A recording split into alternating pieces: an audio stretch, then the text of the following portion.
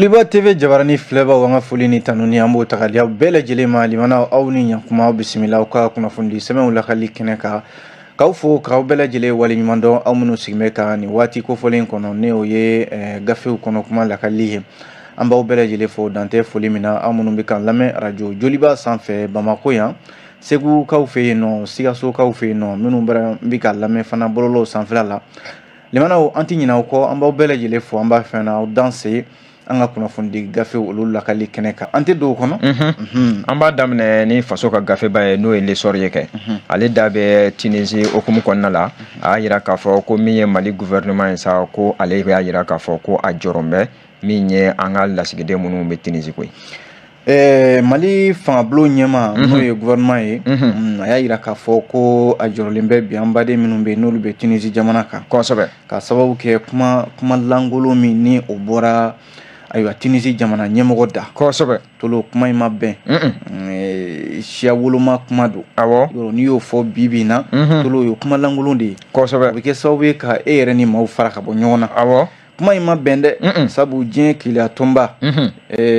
Nations Unies ka taa se farafinna keleya tɔnba Union africaine tolo min ye hadamadenw ka lafasali jɛkuluw ye kosɛbɛ droit de l'homme maaw bɛɛ de ye nin kɔn bɛɛ y'a jira k'a fɔ Kayed Saïed ale min ye Tunisie jamana ɲɛmɔgɔ ye ale don kuma min bɔra da nin ye k'a fɔ de farafinna ko farafinna jamanaw bɛ ka taa Tunisie jamana fereke ɲaami ale bolo ka o jamana kɛ i b'a fɔ ko farafin jamana kosɛbɛ ka sɔrɔ Tunisie yɛrɛ ye farafin jamana de ye ko ka olu bɔ arabuya la walima k'u bɔ u ka silamɛya kɔnɔna la kosɛbɛ tolo l'essor ka fɔ la kuma min fɔlen filɛ nin ye a kɔlɔlɔ tan tɛ o kosɛbɛ sabu a kɛra sababu ye Tunisie jamanaden dɔw bɛ yen olu de bɛ ka ɲɔrɔki ka kɛ maa golo finmanw kan minnu bɛ Tunisie dugukolo sanfɛ bi kosɛbɛ tolo caman bɛ yen u ni jɔrɔ de bɛ ɲɔgɔn na o don Mali gouvernement y'a jira k'a fɔ a fana jɔrɔlen bɛ bi maliden minnu bɛ Tunisie jamana kan ka sababu kɛ kuma min bɔra Kayed Saïed da kosɛbɛ n'i ye jateminɛ kɛ ko dɔw bɛ yen nɔ olu ka baara bɛnnen bɛ de ka taa bin maaw kan k'u se b'u ye kosɛbɛ farafinna jamana den minnu bɛ yen n'olu bɛ Tunisie jamana kan kosɛbɛ a yirala k'a fɔ caman bɛ bi tolo o de bɛ ka boli k'u dogo walasa gɛlɛya kana u sɔrɔ kosɛbɛ Mali jamana ɲɛmɔgɔ y'a jira k'a fɔ ko in kɔni olu b'a ko bɛɛ kalama a ko mana tɛmɛ cogo o cogo kosɛbɛ a kunnafoniya b'u bolo u y'a jira k'a fɔ ko u y'a ɲini maliden fɛn fɛn bɛ yen n'o bɛ Tunisie jamana kan n'i bɛ fɛ ka segin ka na kosɛbɛ ko sira labilalen don i ye ko Tunisie kangari da la Tunisie jamana ɲɛmɔgɔw fana ye k'u janto maliden minnu bɛ jamana in kɔnɔ ye dɛ kosɛbɛ ala kana maa si wasi tolo n'i y'a lajɛ jɛn tɛ se ka kɛnɛya ye nin ɲɔgɔnna waleya ka kɛ o n'i y'a lajɛ ko an ka minisiri min bɛ yen n'o b'an ka jamana ni jamana wɛrɛw cɛ kun ye kunna kosɛbɛ n'o ye Abdoulaye Diop ye ko lɛtiri dɔ cira ale ma février kalo tile 24 tɛmɛnen na o lɛtiri in na a fɔra o kɔnɔna la k'a fɔ ko an bɔra ka min fɔ sisan n'o ye maliden minnu bɛ yen n'o bɛ jamana in kɔnɔ ye minnu bɛ fɛ ka segin ka na kosɛbɛ u ka na u ka segin ka na a yirala k'a fɔ alamisa tɛmɛnen ka dugu jɛ juma la ko a kɛra ala faranga de ye koyi kosɛbɛ n'o tɛ ko maa dɔw bɛ yen maa faranga jɛkulu dɔw bɛ yen Tunisie ka denw don kosɛbɛ tolo ko an ka kalanden minnu bɛ yen ani minnu fana bɛ baara dege la Tunisie jamana kan u bɛ so minnu kɔnɔna la dɛ ko Tunisie maa dɔw taara u ka so de koli ka tasuma bila u ka sigidaw la yen Allahu akbar a kɛra ala faranga de ye polisi dɔw de nana don ko in na kosɛbɛ ka ko in k'a bali ko a tilala ka fɔ fana ko kalanden 2 bɛ yen minnu bɛ yen n'olu gɛnna ka bɔ u ka sow kɔnɔna la kosɛbɛ olu kɔni ma jigiyɔrɔ wɛrɛ sɔrɔ u la ni an ka lasigiden min bɛ Tunisie o kɔnɔna la ten kosɛbɛ olu bolila ka taa u kun dogo yen o bɔlen ko fana a yɛlɛla k'a fɔ kunnafoniw la ko maa caman yɛrɛ bɛ yen min ye kalandenw ye kosɛbɛ a bɛ se maa 20 ɲɔgɔnna ma kunnafoni nasira wɛrɛw fɛ kosɛbɛ ko olu gɛnna ka bɔ u ka siyɔrɔw la tolo dɔw yɛrɛ joginna a fɔra k'a fɔ ko kalanden dɔ fana bɛ yen ko o joginna a ɲɛda la kosɛbɛ i n'a fɔ an ye nin fɔ kunnafoni sɛbɛn dɔ kɔnɔ o kunnafoni fana sɛbɛntira yan nɔ tolo n'i ye jateminɛ kɛ kosɛbɛ Mali jamana ɲɛmɔgɔw kɛrɛnkɛrɛnnenya la minisiriso min b'an ka jamana ni jamana wɛrɛw cɛ kun ye kunna o don n'o ye affaires étrangères Seydou Kulubali ale min ni ale bɛ affaires étrangères et de la coopération territoriale kunna kosɛbɛ a y'a jira k'a fɔ ko tarata tɛmɛnen février kalo tile 28 ko min bɛ tali kɛ Tunisikaw yɛrɛ fɛ yen kosɛbɛ maa min n'a tɔgɔ ye ko Mohamed Amin Ben Aoun ni ale de fana bɛ Tunisie lasigidenso la yan nɔ kosɛbɛ ko u kumana k'a fɔ ko ayiwa a ye kumakanw tɛmɛna u ni ɲɔgɔn cɛ a y'a yira cɛ in na n'o ye Mohamed Amin Ben Aoun ye ayiwa ko maliden minnu b'u ka jamana ka ye u k'a fɔ u ka jamana ɲɛmɔgɔw ye k'u hakili to u la kosɛbɛ fɛn kana u sɔrɔ kala ka n'u waasi dɛ kosɛbɛ kɛ tolo o kuma fɔra Tunisie ka lasigiden min bɛ Mali kɔnɔ yan hakili la Mali jamana ɲɛmɔgɔw u bɛ nin taabolo de kan min ye kalandenw de ka ca a ko la kosɛbɛ tolo ko ni min kɔni bɛ fɛ ka segin ka na u ka segin ka na nka ni min fana ko k'a bɛ to yen nɔ kosɛbɛ Tunisikaw k'u hakili to olu la dɛ kala ka n'u waasi l'essor an ye nin sɔrɔ a kɔnɔ sɔgɔmada in na kosɛbɛ n'an bɔra l'essor kɔnɔ an b'an ɲɛsin Nouvelle Horizon ma kɛ ale ko min ye jɛkulu min n'o bɛ yen nɔ n'a tigɛnanw bilala min ye accord de paix hukumu kɔnɔna la Mali la k'a bɛna fɔ Mali gouvernement kɛn bɛ ka kangaridakan ye u ye koyi bamancɛ kɔrɔw minnu bɛ yen n'olu bɛ Mali la yan tolo n'o ye rebelle kɔrɔ ninnu ye yɔrɔ bɛnkan sɛbɛn min bolonɔ bilala an ka jamana kɔnɔ yan n'o ye accord d'Alger nana laban yan de kosɛbɛ ko daminɛna Algérie kana laban yan tolo bamancɛ kɔrɔw n'o ye rebelle kɔrɔw ye olu minnu bɛ yen ni olu da bɛ ko in na kosɛbɛ a yirala k'a fɔ cikan dɔ bɛ yen ayiwa e ko Mali gouvernement ma kangarida de kɛ wa kosɛbɛ kangarida ka ɲɛsin bamancɛ kɔrɔw ma k'a f'u ɲɛna ko bɛnkan sɛbɛn min filɛ nin tolo ko dalu caman de b'u bolo kosɛbɛ k'a fɔ ko bamancɛ kɔrɔw ci foyi t'u la fo bɛnkan sɛbɛn in k'u sen don a la k'a fereke ɲami kosɛbɛ olu dun b'a la ko fo ka bɛnkan sɛbɛn in ko k'a lawaleya n'u m'a fɔ ko k'a cɛ ka taa n'a ye jamana wɛrɛ kɔnɔ u bɛ taa Algérie jamana kan u bɛ ka ko fɛn sugu bɛɛ lajɛlen kɛ tolo kosɛbɛ bɛɛ kɔni ye dalaɲini walew de ye ka ɲɛsin Mali gouvernement ma Mali gouvernement ko baasi tɛ aw ko bɛnkan sɛbɛn a ka lawaleya kosɛbɛ anw ye aw tɛgɛ ta fɛn caman na an tɛ ka fɛn fɔ aw ye o la nka jamana yɛrɛ kɛmɛ ka aw ye k'aw to yen o la kosɛbɛ diɲɛma fana n'o ye communauté internationale o kɛmɛ k'aw ye k'aw to yen o la MINUSMA min fana ni o bɛ bɛn basigi ko la Mali kɔnɔna la yan kosɛbɛ kelen bɛ k'aw ye k'aw to yen fɔlɔ ye mun ye tolo ko groupes armés san 2020 san 2021 kosɛbɛ groupement kɔnɔna la k'u taara poste de sécurité olu sigi ye Kidal Gao Menaka Tombouctou kosɛbɛ fana ko u bɛ tila ka sɛbɛnw di maaw ma sɛbɛn minnu bɛ yen n'o b'a jira k'a fɔ i ka taa sanu bɔ cogo min n'a ka di ye o tɛ bɛn jamana tigi ma kɛ fila o tɛ bɛn ko sanubɔ yɔrɔ min bɛ yen n'o bɛ Gao woroduguyanfan fana fɛ n'o ye Ntahaka ye ani Kidal a woroduguyanfan fana fɛ ko rebelle kɔrɔw bɛ sɛbɛnw di maaw ma ye k'u ka taa sanu bɔ yen nɔ fana k'u bana hali dɔgɔtɔrɔ minnu bɛ yen n'u bɛ taa coronavirus bana furakɛli la kɔrɔnfɛla ninnu na k'u bana ka olu fana bisimila o tɛ dantɛmɛ wale dɔ ye kosɛbɛ Nouvelle Horizon y'a jira k'a fɔ sɛbɛn min bɛ yen ni gouvernement ye kangarida kɛ a kɔnɔna la ale ye sɛbɛn in lajɛ k'a kalan k'a lajɛ k'a faamuya a ko SEMA fana n'o ye coordination des mouvements de l'Azawad ye ko Mali ka finitigi bolofara dɔ bɛ yen n'u k'a ma bataillon des forces armées reconstituées BATFAR yɔrɔ olu bɛ wulikajɔ la mɔmɔni na n'o ye patrouille ye kosɛbɛ ko SEMA kuma bɛɛ SEMA bɛ fereke don olu ka baara sen na n'u m'o kɛ Kidal u b'o kɛ Menaka walima u b'o kɛ Gao ko kɔsa in na fana ko o SEMA kelen k'u ye jɛrɛ dɔ kɛ ANEFIS ani fana k'u kɛmɛ k'u ka jɛrɛjɛkulu dɔ sigi Kidal tolo olu de b'u ka kiiri tigɛ u yɛrɛ ye Kidal yɛrɛ kɔni marabolo fɛn fɛn bɛ kɛ yen SEMA a bɛɛ bɛ tɛmɛ SEMA de fɛ yen Mali gouvernement ko nin bɛɛ ye ko ye ayiwa bamancɛ kɔrɔw bɛ ka waleya minnu kɛ Mali gouvernement tɛ ka fɛn f'u ye kosɛbɛ tolo ko a yira k'a fɔ kɔsa in na SEMA n'o ye coordination des mouvements de l'Azawad ko u ni bamanciw u bɛ ka bolo don ɲɔgɔn bolo u bɛ ka dogodogoni ko kɛ ji jukɔrɔ kosɛbɛ k'a sɔrɔ don Conseil de sécurité des Nations Unies a ka sariya minnu bɛ n'o ye résolution min taara avril kalo tile 25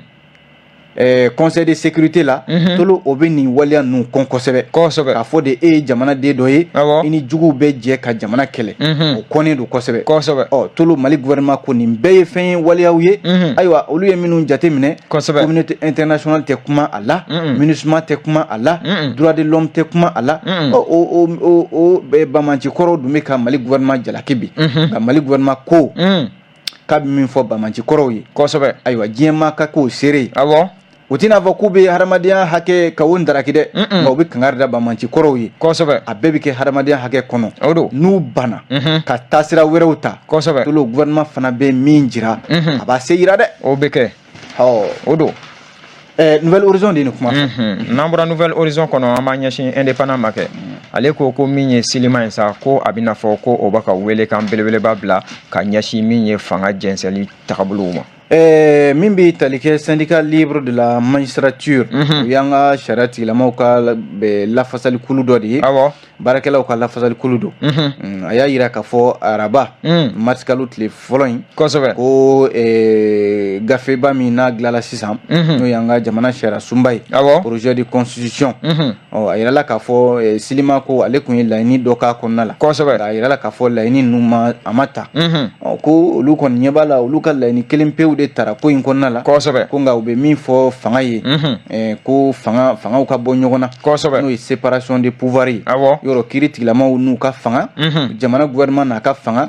députéw n'u ka fanga bɛɛ n'i ka jɔyɔrɔ don kosɛbɛ ko dɔ kana taa don dɔ kunna ka taa fereke ɲami don u ka baara la kosɛbɛ syndicat libre de la magistrature bɛ fɛ ka nin kuma de fɔ l'indépendant ka kuma la a yira k'a fɔ ko an bɛ waati min na ko sisan sariya sen dɔw bɛ yen kosɛbɛ i n'a fɔ article 136 article 137 tolo o b'a yira k'a fɔ conseil supérieur de la magistrature n'o ye an ka jamana sariyatigiw bɛ ɲɔgɔn sɔrɔ kuluba min kɔnɔna la kosɛbɛ yɔrɔ o sariya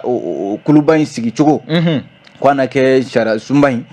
ko a ma taliba k'o la wa a kɛmɛ k'o kɛ bolo kɔfɛ ko ye kosɛbɛ a bɛ fɔ min ma ko alinéa 3 article 131 communiqué in kɔnɔna la silima ye communiqué min kɛ a ko a b'a ɲini article 132 o ye sariya sen dɔ fana ye kosɛbɛ min b'a yira k'a fɔ tolo jamana fan caman fɛ i mana taa diɲɛ fan o fan mali yɛrɛ y'i bolonɔ bila sɛbɛn dɔw la kosɛbɛ sɛbɛn minnu b'a yira k'a fɔ kiiritigɛla mana kɛ cogo cogo ani sariyatigi tolo olu ni fanga tɔw tɛ se ka kɛ kelen u y'u damanamaw de ni fanga tɔw tɛ se ka ɲaami ɲɔgɔn na n'o tɛ n'o kɛra ayiwa baara bɛ gɛlɛya kosɛbɛ o la silima y'a yira k'a fɔ u ɲɛ b'o min na nin ye o labatolen tɛ sariya sunba in kɔnɔna la kosɛbɛ k'u bɛ kangari kan kɛ hali n'u bɛ se ka segin article 132 in kan kosɛbɛ ka segin k'a sɛbɛn tuguni ka ko fili min b'a la k'o latilen olu u b'o fɛ sariya a ka to sariya sunba in kɔnɔna la kosɛbɛ n'o tɛ tolo an bɛ don min na ko bi ko an ka jamana in sariya sunba ayiwa silima ko ale fɛla bɛɛ t'a kɔnɔ dɛ kosɛbɛ olu ye laɲini kelen pewu de kɛ o de taara k'a sɔrɔ dun u ye laɲini caman kɛ a kɔnɔna la minnu bɛ yen ni u kɛmɛ k'o kɛ bolo kɔfɛ fɛn kosɛbɛ l'indépendant de ye nin kuma fɔ n'an bɔra indépendant kɔnɔ an b'a ɲɛsin indicateur ma ale da bɛ ko min ye faransi jamana ɲɛmaa Emmanuel Macron k'a bɛna fɔ ko ale ni min ye Mali politikitigiw ye ko u tɛ bɛn na politique tɔn tolo Emmanuel Macron ko Mali politique tɔn k'a bɛna fɔ u dɛsɛra ka Mali dilan a ye nin kuma fɔ dɛ a ko di ko Mali politique tɔn k'u dɛsɛra Mali dilanni la a walawala ye indicateur de renouveau ka kuma la tolo ninnu bɛ Mali dɔn ka tɛmɛ diɲɛ maa bɛɛ kan mɔgɔ bɛ fili de la n'o tɛ nazara Faransi nazara bɛ Mali dɔn ka tɛmɛ diɲɛ maa bɛɛ kan Faransi jamana kuntigi tɛ kuma min fɔlen filɛ nin l'indicateur ka kuma la kosɛbɛ a ko la classe politique malienne a échoué à redresser son pays o y'a nazaraka jɛlen kosɛbɛ indicateur ka kuma la ko Faransi jamana kuntigi a ka laseli dɔ kɔnɔna la waati min na a bɛ taama dɔ la farafinna jamanaw kɔnɔ kosɛbɛ o taama in de sen fɛ tolo ko Emmanuel Macron kuma a ma nɛ to a poche kɔnɔ dɛ kuma min ka d'a da ye kosɛbɛ a y'o de fɔ sabu a yɛrɛ ka fɔ la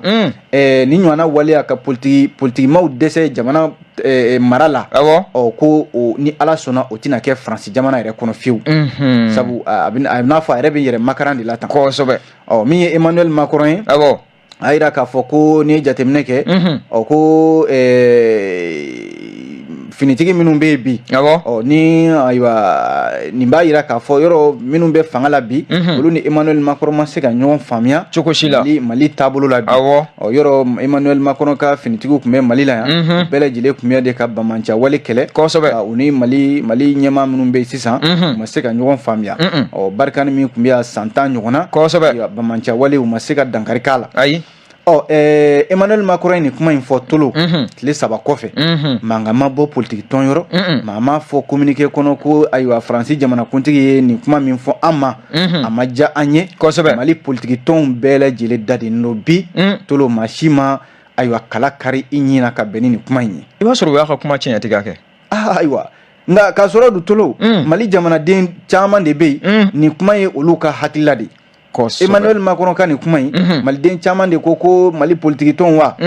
ko u dɛsɛra jamana mara la ko misali ye mun ye ko wulikajɔ min kɛra ka jamanakuntigi sigi san 2013 awɔ san 2013 tolo n'a fɔra k'a fɔ ko jigi dara o jamanakuntigi ka ko lakana ka sabati Mali finitigiw ka se k'u jɔ u jɔyɔrɔ la k'a nana ye k'a fɔ ko u ma se ka kɛ o de kɛra o fanga yɛrɛ dafiri sababu ye kosɛbɛ tolo an bɛ don min na ko bi finitigi minnu bɛ n'olu ye fanga ta n'olu bɛ fanga na bi ko jamanadenw caman yɛrɛ ko u bɛ nin fanga in fɛ u ka hali san 100 kɛ Mali kunna kosɛbɛ u ka fisa ko politique tɔn dɔw kana Mali mara bilen o kɛra Emmanuel Macron ka kuma in ani nin hakilila ninnu a bɛɛ bɛ ɲɔgɔn nɔfɛ nka ko la kabako ye mun ye tolo la classe politique malienne hali an filɛ i ko waati min ko sisan u ma kuma u m'a fɔ Emmanuel Macron ayiwa i ye an dɔgɔya i ye nin kuma min fɔ an ma jɛn n'a ye kosɛbɛ tolo a diyar'u ye wa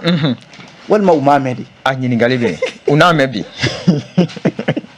l'indicateur du renouveau kosɛbɛ n'an bɔra indicateur kɔnɔ an ma ɲɛsin les échos wele ma kɛ ale da bɛ min ye carte na ale mise à jour ko la koyi bugunatigɛ sɛbɛn min filɛ ni u k'a ma carte na Mali jamana ɲɛmɔgɔ y'a jira k'a fɔ n'a bɛ maa min bolo kosɛbɛ ayiwa e ka taa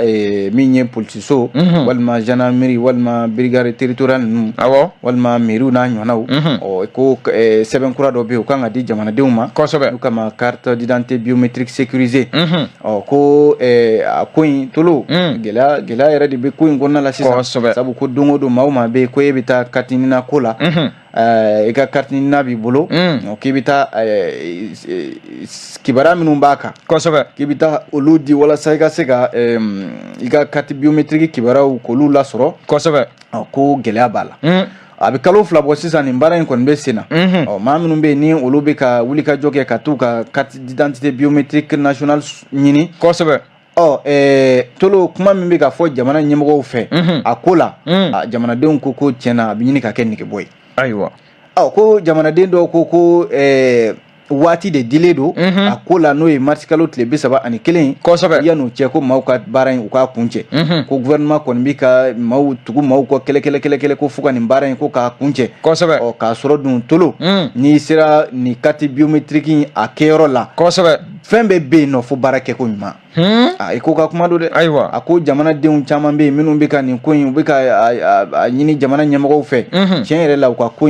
in a waati ka surun kosɛbɛ wa a baara tɛ ka kɛ i n'a fɔ a kan ka kɛ cogo min na o de kɛra sababu ye bi na Ala ye diɲɛ don o don da ko gouvernement kɔsa in na yɛrɛ u ye communiqué dɔ kɛ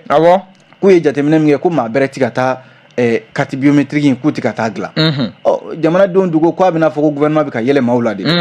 don o don n'i taara k'i bɛ taa carte biométrique dilan n'u m'a f'i ɲɛna ko an bɛ maa min ta a tɛ tɛmɛ nin maa hakɛ kan maa tan maa 20 tɔw bɛ taa so k'i bɛ tile bɛɛ sigi i bɛ tile bɛɛ sigi u bɛ tila ka maa tan ta walima maa 20 maa bayirija kan ka min kɛ tile kɔnɔ n'a fɔra maa damadɔ de bɛ ta o la jamanadenw ko tiɲɛna gouvernement k'a lajɛ n'u bɛ nin ko in n'u b'a bila ka taa yɔrɔ jan maaw ka se ka u ka nin bugunatigɛ sɛbɛn in sɔrɔ nɔgɔya la walima n'u bɛ fɛn fɔ maaw ye maaw ka min faamu ka tugu maaw kɔ kɛlɛ a y'a kɛ marsikalo min jɔlen filɛ yan'o cɛ o banni cɛ a dun fɔra k'a fɔ kalata n'o ye référendum ye o bɛ kɛ nin kalo in kɔnɔ jamanadenw ko yalima gouvernement yɛrɛ bɛ mun de ɲini nin ko la de a ɲininkali kan ka kɛ ayiwa ECHO welewele ale de ye nin kuma fɔ n'an bɔra ECHO kɔnɔ an b'a ɲɛsin soir de Bamako ma kɛ ale y'a jira k'a fɔ k'an ka finitigiw n'o ye faamaw ye ko olu daka yɔrɔ min bɛ Tombouctou k'a bɛna fɔ ko mugu jigi ci kan dɔ bɔra yen koyi mugu min ni a ka gɛlɛn a ka girin tolo n'a tiɲɛni fanga ka bon kosɛbɛ k'a ma ko obi a bɛna fɔ o de cira Mali ka finitigiw ka daga yɔrɔ min n'o filɛ nin ye ayiwa Tombouctou mara kɔnɔna la kosɛbɛ u k'a ma ko Acharan Mali ka finitigiw ka daga yɔrɔ dɔ don a filɛ nin Acharan ko min ye chef d'état major général des armées n'o ye finitigiw ka ɲɛmaa yɛrɛ ye ale de ye bataki in kɛ ko kunungo nɛgɛ kan segin waati sɔgɔmada joona yɛrɛ fɛ kosɛbɛ kunnafoni kun munumunu na nka a yera k'a fɔ ko in a tilala ka kɛ sabu bamanciw de bɛ munumunu na nin yɔrɔ kofɔlen in na kosɛbɛ n'o ye ashara nin ye min ye sigakɛn bɛ jɛrɛjɛkulu minnu na o ye GSIM ani État islamique de ye kosɛbɛ nka tolo ko maa kɔni ma sa maa ma jogin État major ka hakilila ye kosɛbɛ ale okumu kelen kɔnɔ an bɛ to o gafe kelen kɔnɔ n'o ye Soir de Bamako ye a yirala k'a fɔ ko min ye frais de transfert ye Orange Money k'a bɛna fɔ ko dɔ farala o kan koyi Soir de Bamako ka kunnafoni la halisa tolo ni ye jateminɛ kɛ wari min n'an b'a ci ɲɔgɔn ma Orange Money fɛ kosɛbɛ ko a bɛna fɔ dɔ farala a kan nka Orange ɲɛmaaba n'o ye Abubakar Sadik Diop ye ko a bɛ ka mun de ɲini maliyɛnw fɛ bi o de ɲininkali bɛ yen o kosɛbɛ n'a fɔra k'a fɔ nin cakɛda belebeleba in tolo e bɛ se ka dɔ fara e ka wari ne bɛ wari ci e ma ka dɔ fara o tasara kan kosɛbɛ e ma foyi fɔ maa si ye kibaruya ma bɔ o t'a kɛcogo ye tolo ka jamana mɔgɔw nana bɔ mun kalama ko Orange Money ko dɔ farala a fɛrɛ kan o t'a kɛcogo ye a tun bɛ 100 o 100 kelen n'o ye 1% ye sisan a bɔr'o la ka kɛ 2,5% ye a dun jirala k'a fɔ san 2020 daminɛ la Orange Money ko in caman de kun bɔra a fɛrɛ la n'o ye wari tasara ye tolo ni dun y'a jateminɛ Orange client min b'a bolo Mali kɔnɔ yan a bɛ se maa 12 de ma n'a fɔra k'a fɔ nin cakɛdaba min filɛ tolo a ye nin waleya min kɛ san 2020 la jamanaden caman ye foli d'a kan dɛ caman y'a jira k'a fɔ nin waleya ɲɛna nka dɔw yɛrɛ y'a jira k'a fɔ ko Orange tun bɛ fɛ ka sira da u yɛrɛ baarakɛ min fana bɛ wari ci kɛ u k'a ma ko Wave k'a tun bɛ fɛ ka sira da o de ɲɛ tolo o de kɛra sababu ye u ye dɔ bɔ u ka wari tasara la nka ko tile fila in na an tulo b'a la ko Orange Money ko dɔ farala a wari tasara n'a wari bilali kan min ye Orange ɲɛmaaba ye k'a k'a dɔn k'a fɔ ayiwa ani maaw de bɛ baara la dɛ k'a kɛ de min ka di i ye n'i wulila sɔgɔmada fɛ ka dɔ fara wari tasara kan o t'a kɛcogo ye dɛ wa ko ani jamana ɲɛmɔgɔw yɛrɛ ma bɛn nin kan ka mɔgɔ i wulila sɔgɔmada fɛ dɔrɔn k'i ka téléphone lajɛ ko augmentation de frais de dépôt de transfert o ti bɛn a k'a bɔ a la n'a y'a fara a k'a bɔ a la nɔrɔ ko minnu wele jamana ɲɛmɔgɔw n k'a fɔ cakɛda min bɛ yen n'u bɛ ayiwa nɛgɛjuruso ko ɲɛnabɔli la an ka jamana kɔnɔ yan tolo u welelen don nin kɛnɛ in kan dɛ ka se ka kuma Orange fɛ a ye nin kɛ kun min na kɛrɛnkɛrɛnnen la u ka ɲɛmaaba in n'o ye directeur général Abubakar Sadik Diop a k'a lajɛ a ye nin kɛ kun min na a k'a fɔ maaw ye ko k'a bɛ nin ɲɛma yɛrɛ na Orange la tolo promo caman min kun bɛ kɛ caman yɛrɛ bɔr'o la promo yɛrɛ tɛ kɛ Orange la an b'an yɛrɛ ɲinina ko min da fɛ Soir de Bamako n'an bɔra Soir de Bamako kɔnɔ an b'a datugu ni challenger kɛ Amadu ale ko min ye tare ye k'a bɛna fɔ ko bɛ ka ɲɛsin malidenw ma ka ɲɛsin FESPACO hukumu kɔnɔna la tolo maa ka ɲuman a ka f'i ye yan'i ka sa kosɛbɛ tiɲɛ yɛrɛ la o ka ɲi challenger ka bi kunnafoni la a yɛrɛ k'a fɔ an ka jabɔla min bɛ yen ni a tɔgɔ ye diɲɛ bɛɛ lajɛlen labɔ n'o ye Cheikh Umar Sissoco ye a yɛrɛ k'a fɔ Burkina san o san ɲɔgɔn kunbɛba min bɛ ja hukumu kɔnɔna la u k'a ma ko FESPACO FESPACO kɛnɛ ka ɲinan yɔrɔ Mali yɛrɛ de ye jamana welelen kɛrɛnkɛrɛnnen ye nka u ye an ka jamanaden dɔ min ye jabɔla ye Cheikh Umar Sissoco tolo k'u ye ja dilan a yɛrɛ tɔgɔ la o ɲɛna o kɛra Burkina u ka faaba yɛrɛ la Wagadugu tolo ni ye jateminɛ kɛ bɔlɔn min bɛ yen n'u k'a ma ko avenue Monseigneur Joani Thévenoud Wagadugu kɔnɔna la u ye Cheikh Umar Sissoco ja belebeleba de dilan ye n'i y'a ja in jɔlen i bɛ Ala kale ko Cheikh Umar yɛrɛ jɔlen filɛ nin Cheikh Umar kelen ayiwa ka tɔn in tɔgɔ di EMK tɛ N'a kɛra ministre yan ale don EMK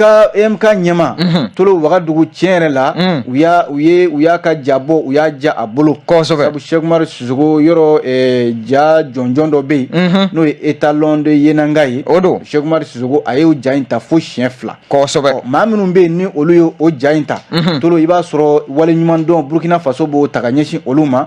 i b'a sɔrɔ a bɛɛ jaw dilanlen bɛ k'a daminɛ Ousmane Sambɛn na Souleymane Cissé o fana ye maliyɛn ye Idrissa Ouedraogo, Gaston Kabore, n'a ɲɔgɔnna caman. Cheikh Oumar Sissoko de faralen filɛ nin ma ko fɔlen ninnu kan tolo Burukina jamana ko ka wale ɲuman dɔn kɛ Cheikh Oumar Sissoko ye. A ye min kɛ jako la. Foli b'a kan dɛ. Foli kan ka k'a ye. Challenger de y'a fɔ. An k'a bila yan. An b'a datugu yan. An b'a bila yan. Tolo ni Ala sɔnna an na ɲɔgɔn sɔrɔ yan sini. Inch'Allah. Gafe kuraw bɔra k'o lakale. An bɛ bɛɛ fo ka bɛɛ wale ɲuman dɔn. K'an bɛn diɲɛ waati wɛrɛ.